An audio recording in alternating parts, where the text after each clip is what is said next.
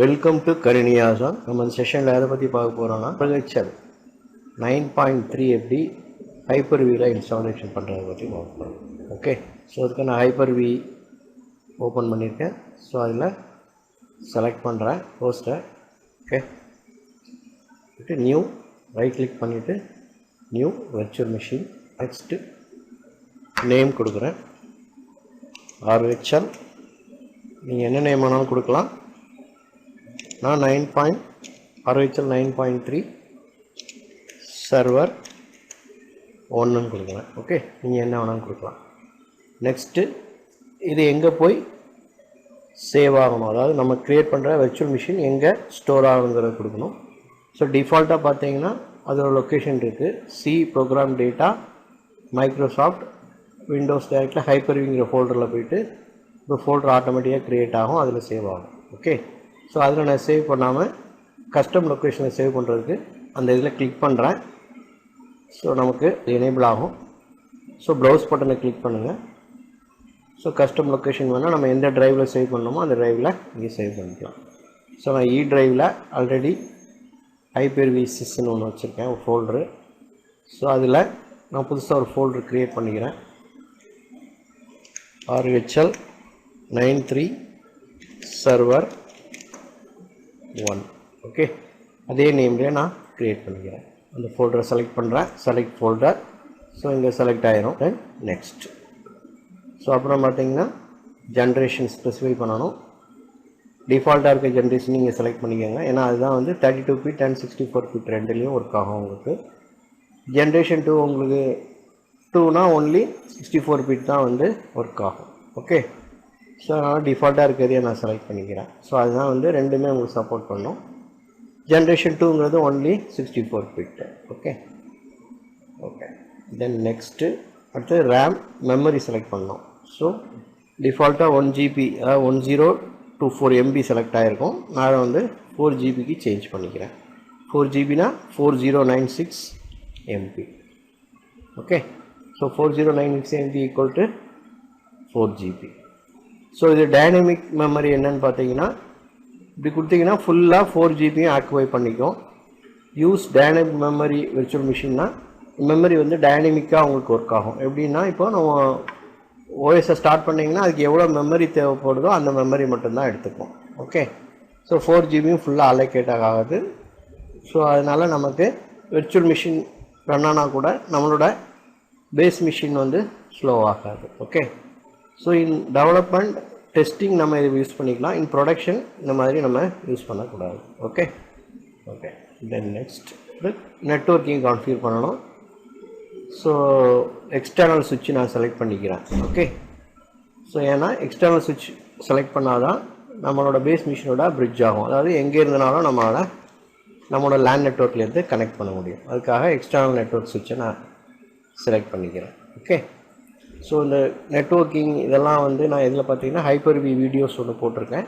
So அதை பார்த்து நீங்கள் தெரிஞ்சுக்கலாம். ஓகே, ப்ளேலிஸ்ட்டில் பார்த்தீங்கன்னா உங்களுக்கு ஹைப்பர்-வி அட்மினிஸ்ட்ரேஷன் பேசிக்ஸ்னு இருக்கும். அதில் பார்த்தீங்கன்னா நீங்கள் ஹைப்பர்-வியில் நான் டீட்டெயிலாக சொல்லியிருப்பேன் உங்களுக்கு நெட்வொர்க்கிங் பற்றி. Okay, next hard disk virtual hard டிஸ்க்கை கனெக்ட் பண்ண போகிறோம்.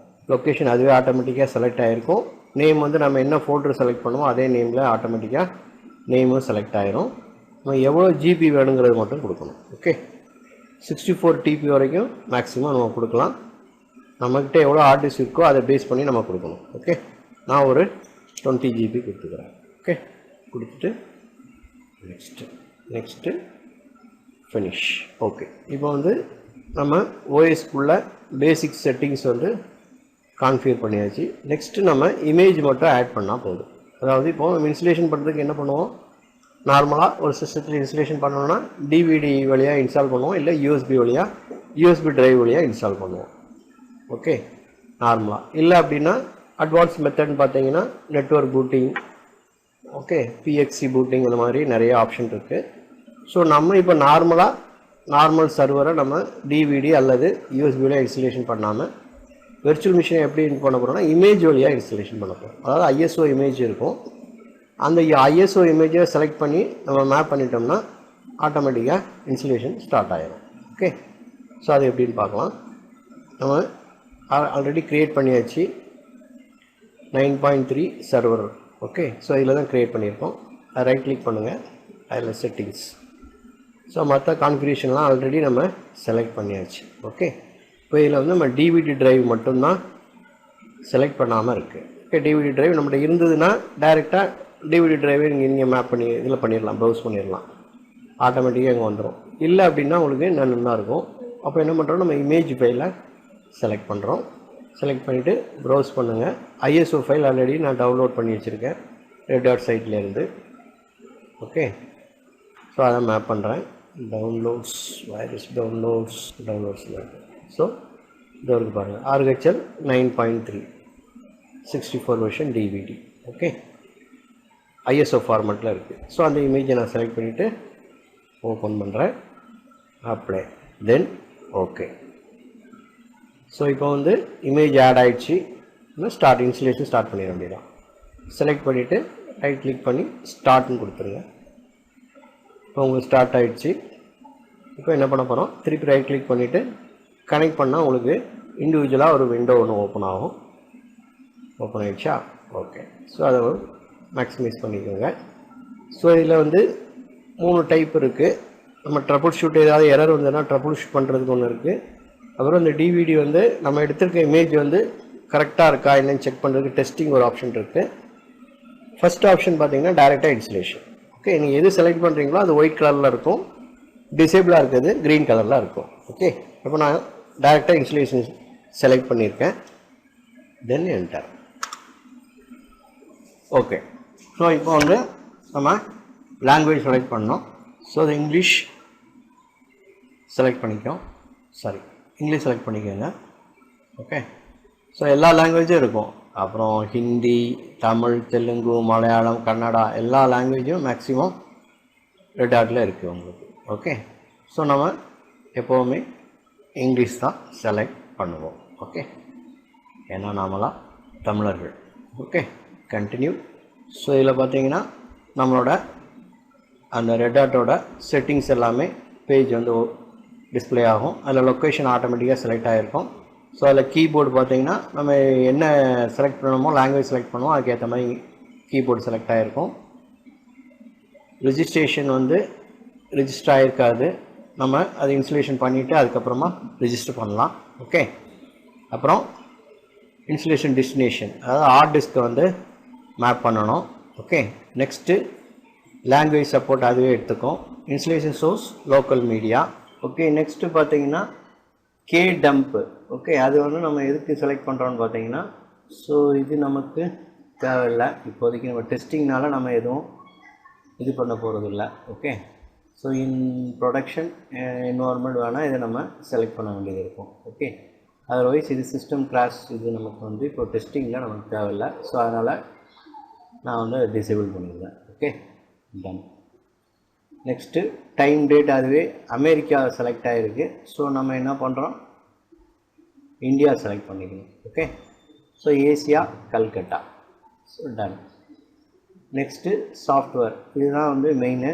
நம்ம எப்போவுமே டெஸ்டிங்கோ இல்லை டெவலப்மெண்ட்டோ இல்லை ப்ரொடக்ஷனோ, ஓகே, மெயினாக ப்ரொடக்ஷன் நம்ம வந்து மினிமம் இன்ஸ்டால் தான் செலக்ட் பண்ணணும். ஓகே, ஸோ அதுக்கப்புறமா நம்ம என்ன தேவையோ அதை நம்ம இன்ஸ்டலேஷன் பண்ணிக்கணும். இல்லைனா நம்ம அன்வான்டாக நிறையா அப்ளிகேஷன் வந்து இன்ஸ்டால் ஆகும்.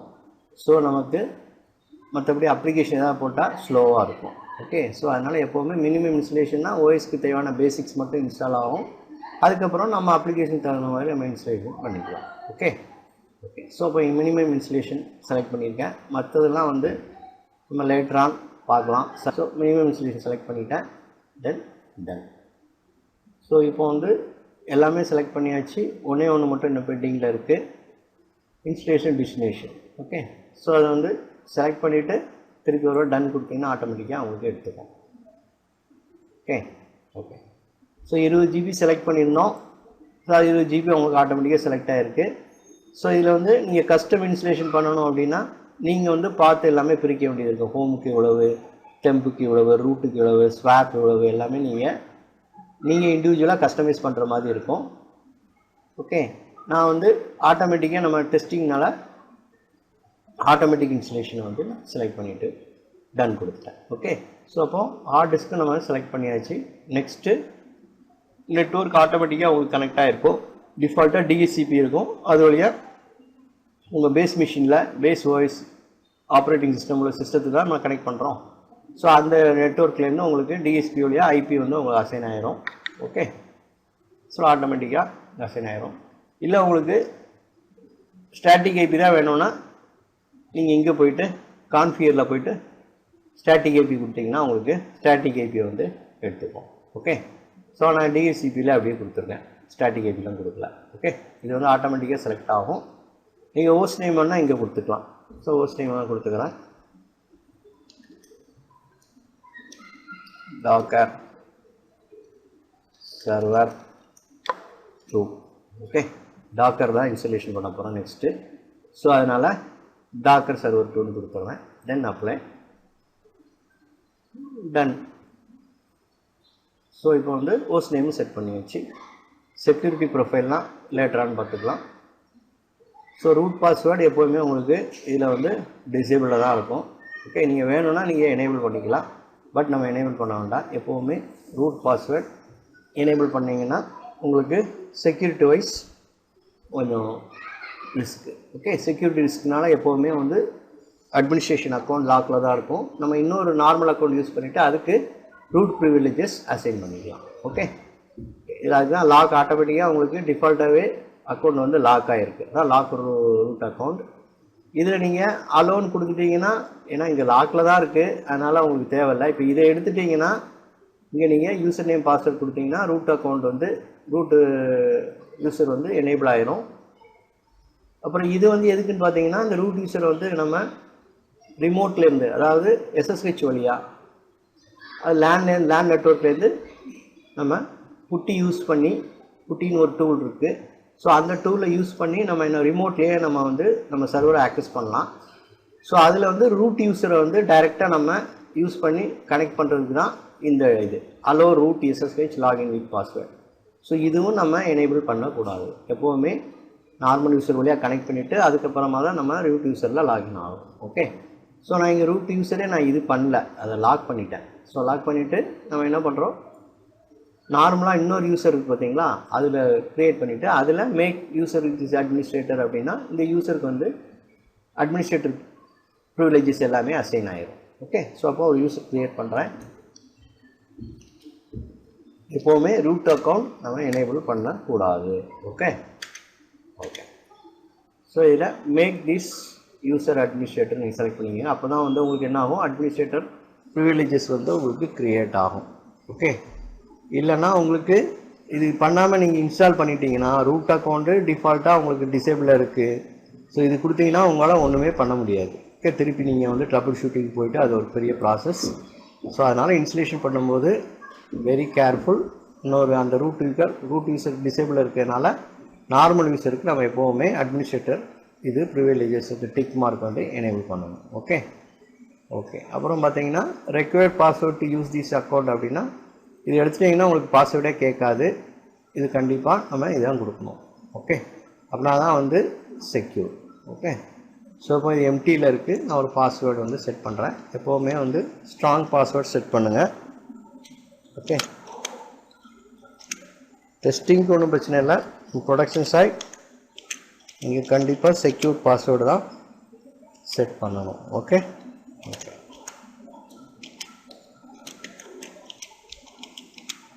ஓகே, அட்வான்ஸ் ஆப்ஷன் என்ன இருக்குன்னு பார்க்கலாம். ஸோ உங்களோட ஹோம் டைரக்டரி இருக்கும். இப்போ இது வந்து ஆட்டோமேட்டிக்காக உங்களுக்கு குரூப் ஐடி அப்புறம் வந்து யூசர் ஐடி க்ரியேட் ஆகும். 1000க்கு அப்புறம் உள்ளது ஆட்டோமேட்டிக்காக உங்களுக்கு க்ரியேட் ஆகும். ஓகே, ஸோ நீங்கள் ஸ்பெசிஃபை பண்ணணுன்னா இதில் போனோன்னா நீங்கள் ஸ்பெசிஃபை பண்ணிக்கலாம். நீங்களே ஒரு நம்பர் கொடுத்துக்கலாம். ஓகே, அப்புறம் பார்த்தீங்கன்னா இது வந்து எந்த குரூப்பில் போய் ஆட் ஆகும்னு பார்த்தீங்கன்னா வீல் குரூப்பில் போய் ஆட் ஆகும். இன்னும் வேறு ஏதாவது குரூப் ஆட் பண்ணனாலும் நீங்கள் ஆட் பண்ணிக்கலாம். ஓகே, இதுதான் வந்து அட்வான்ஸ். ஸோ இது வந்து நமக்கு தேவையில்லை. ஓகே, தேவையில்லை மீன்ஸ் நீங்கள் ஃபஸ்ட்டு ஸ்டார்டிங்கில் நீங்கள் இதெல்லாம் பற்றி ஒரி பண்ணிக்காதீங்க. ஓரளவு நல்லா உங்களுக்கு லேர்ன் பண்ணதுக்கப்புறம் இதெல்லாம் வந்து நீங்கள் பார்க்கலாம். இது வந்து பெரிய இதெல்லாம் ஒன்றும் இல்லை. நம்ம என்ன பண்ணுறோம், நம்மளே ஒரு ஹோம் டைரக்டரி ஸ்பெசிஃபை பண்ண போகிறோம், அவ்வளோதான். அப்புறம் group ID user ID specify பண்ண போகிறோம். அப்புறம் எல்லாமே ஆட்டோமேட்டிக்காக க்ரியேட் பண்ணுறதை நம்ம மேனுவலாக நமக்கு தகுந்த மாதிரி நம்ம கஸ்டமைஸ் பண்ணுறதுக்குள்ள தான் advance user configuration. Okay okay தென் அவ்வளோதான், நம்ம எல்லா கான்ஃபிகரேஷன் செட்டிங்ஸும் நம்ம ஃபினிஷ் பண்ணியாச்சு. தென் பிகின் இன்ஸ்டலேஷன். ஸோ இன்ஸ்டலேஷன் வந்து உங்களுக்கு கம்ப்ளீட் ஆகிடுச்சு. இன்ஸ்டலேஷன் கம்ப்ளீட் ஆகிடுச்சு. இப்போ சிஸ்டத்தை வந்து நம்ம ரீபூட் பண்ணலாம். ஓகே, ரீபூட் சிஸ்டம் கிளிக் பண்ணுங்கள். சிஸ்டம் ரீபூட் ஆகுது. ஓகே, ஸோ இன்ஸ்டலேஷன் கம்ப்ளீட்டட் ஆகிடுச்சு. ஓகே, ஸோ இப்போ நம்ம லாகின் அதான் செக் பண்ணலாம். நம்ம என்ன யூசர் நேம் கொடுத்தோம்? எஸ் அட்மின் கொடுத்தோம். Okay, so S admin. Password என்ன செட் பண்ணோமோ அதை கொடுக்குறேன். ஸோ உங்களுக்கு இப்போ நார்மல் யூஸராக லாகின் ஆகிடுச்சு. ஸோ நம்ம சூடோ யூஸராக வந்து அதாவது அட்மின் ப்ரிவிலேஜ் வேணும்னா சூடோ எஸ்யூன்னு கொடுக்கணும். ஓகே, ஸோ அது அகைன் பாஸ்வேர்ட் கேட்கும். நான் பாஸ்வேர்டு அகைன் திருப்பி ட்ரை பண்ணுறேன்.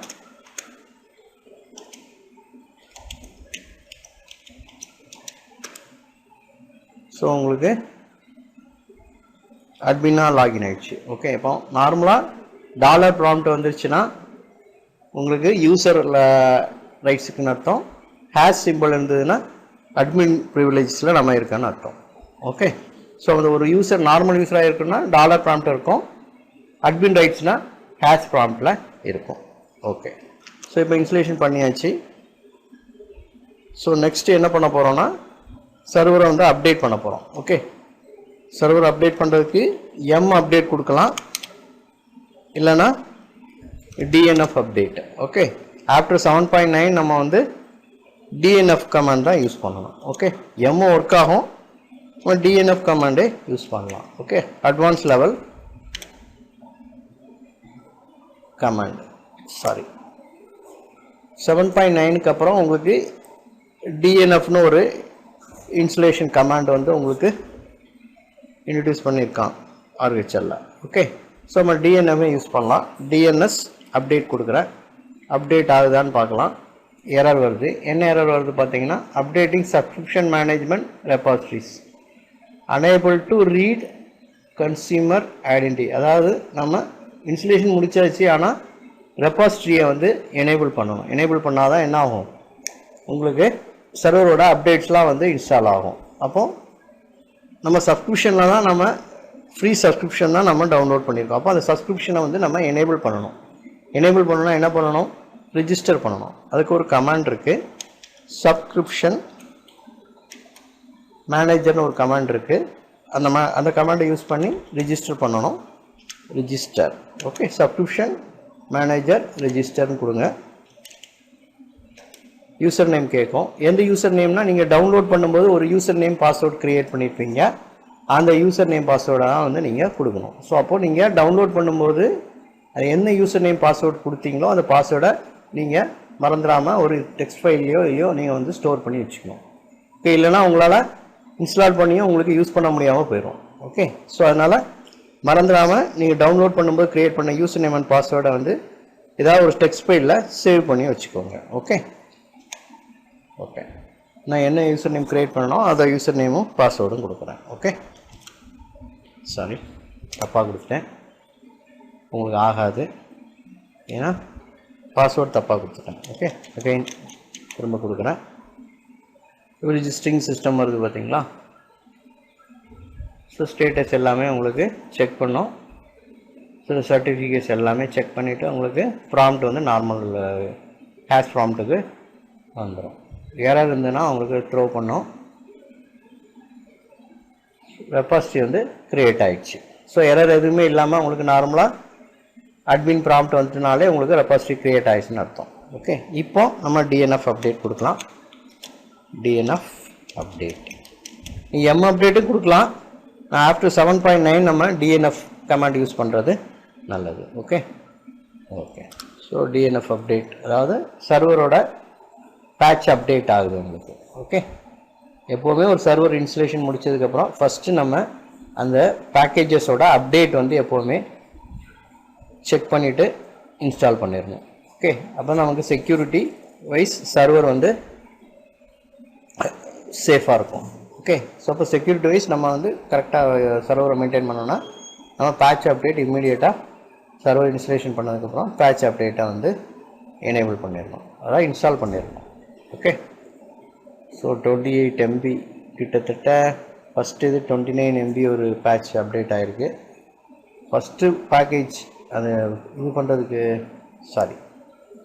ஸோ எத்தனை பேக்கேஜுன்னு பார்த்தீங்கன்னா மொத்தம் 10 பேக்கேஜ் வந்து இன்ஸ்டால் பண்ணணும் புதுசாக.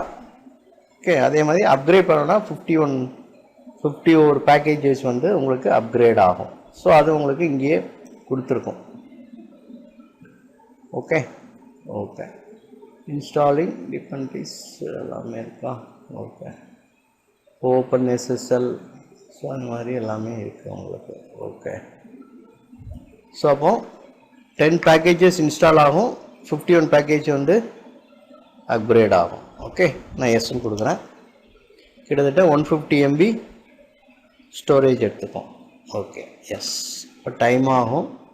ஓகே. இது 61 பேக்கேஜஸ் மொத்தமாக உங்களுக்கு என்ன ஆகும்? இன்ஸ்டால் அண்ட் அப்கிரேட் ஆகும். ஓகே. அதனால் நம்ம பாஸ் பண்ணிக்கலாம். ஸோ எஸ் கொடுங்க. Again yes. ஸோ கேனல் வந்து உங்களுக்கு அப்டேட் ஆகலை. ஓகே. அகெயின் ஒரு தடவை ட்ரை பண்ணி பார்ப்போம். DNF Control L DNF clean all.